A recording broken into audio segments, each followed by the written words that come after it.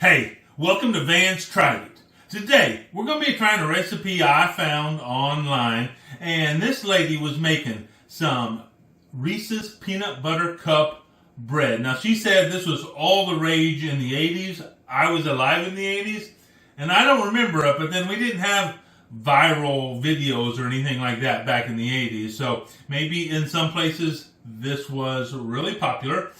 But it looked interesting, so I thought, let's give it a try. So here we go. We're going to start off with 12 Reese's peanut butter cups. We're just going to put this in our skillet. I have our skillet set on low. And we're just going to kind of cover the bottom of the skillet, just like that.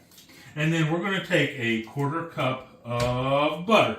And we're going to get that all melted down. But while we're melting this down, would y'all please go down in the description and the comment section. In the description, I'm going to leave a link to the video that inspired me to make this, so you can check that out. And also, while you're down there, if you could go ahead and leave me a comment, push that like button, and ring the bell, and subscribe. That would help me out a great deal. So I will get back to you when this is all melted and we're ready to move on to the next step. Okay, so our peanut butter cups and butter is melted down. Let me just give you a little look-see of what that looks like. As you can see, it's pretty creamy. There's still little chunks of peanut butter, but we're just going to go with that. I don't think it's feasible to completely eliminate those chunks, and certainly in the video she agreed with me, and so we're just going to go mostly melted down and move on to our next step. So we're just going to take it off the heat, turn that burner off.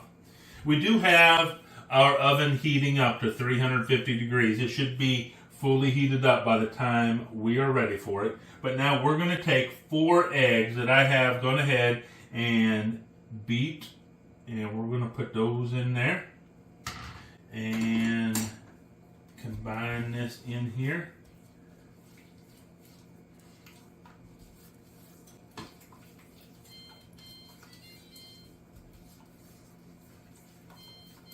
And just like this.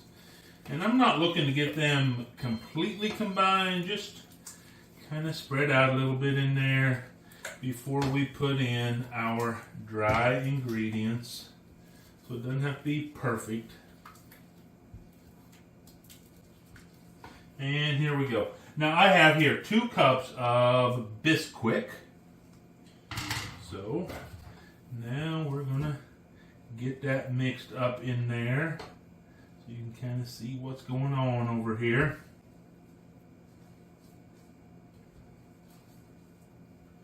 And we really are just wanting to go until it looks like it's fully combined. And we don't have any white spots left over.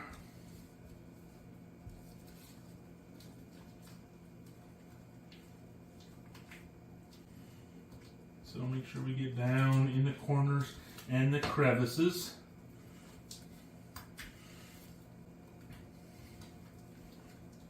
And it's okay to have a couple of lumps. We don't want any big lumps in here, but have a couple lumps isn't going to hurt anything, I don't think.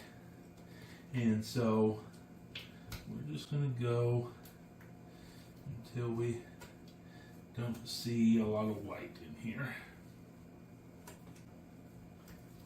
And that is pretty much right now. Easy peasy. And now what we're going to do is we're going to put in 1 cup of semi-sweet chocolate chips. Let's just get those folded up in there. Just like that. Just get them mixed up in there, so that we have some all around, just like that. And now what I have here is I have a bread pan, a loaf pan, that I have gone ahead and greased up with some butter. And so we're just going to pour our dough or batter, whichever one we would consider this. I suppose if we are really making bread, we would call it dough. But let's make sure we get all the goodness out of our pan here. Just like this. That's going to do that. And now we'll just get it off of our spoon here.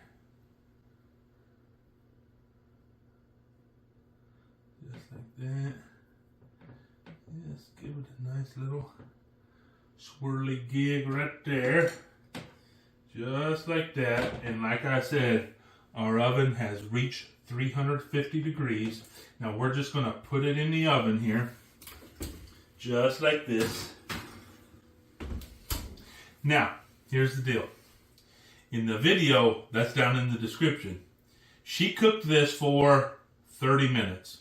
And it was edible, but even by her own admission, it wasn't really completely done. In fact, she puts a note in there that it could have used another 20 minutes of cook time. So we're going to cook this for probably about 50 minutes. But I will let you know how long it actually took to get it done on the inside. But I will get back to you when this is fully cooked and cooled off and ready to taste. So I will see you in about an hour.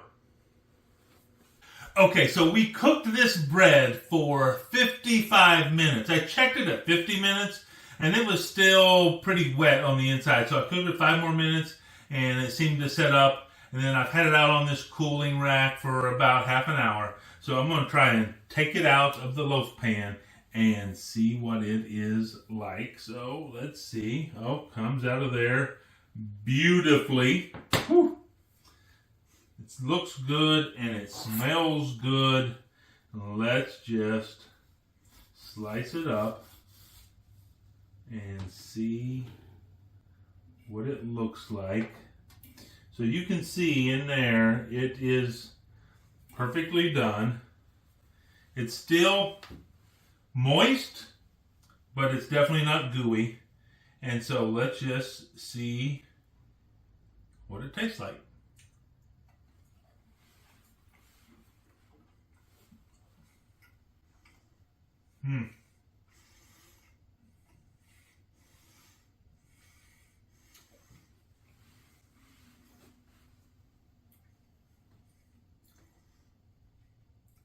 So, and that's good flavor. It's definitely peanut buttery, definitely chocolate chippy. But, I think that probably the Bisquick part of it makes it a little bit grainier than I would like.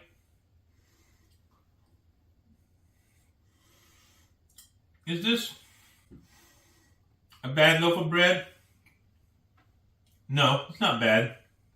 Is it great? No. And look, here's the reality. Reese's peanut butter cups aren't cheap. This probably cost me about $8 to make.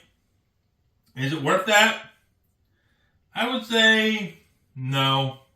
So ultimately, look, I tried it, so you don't have to.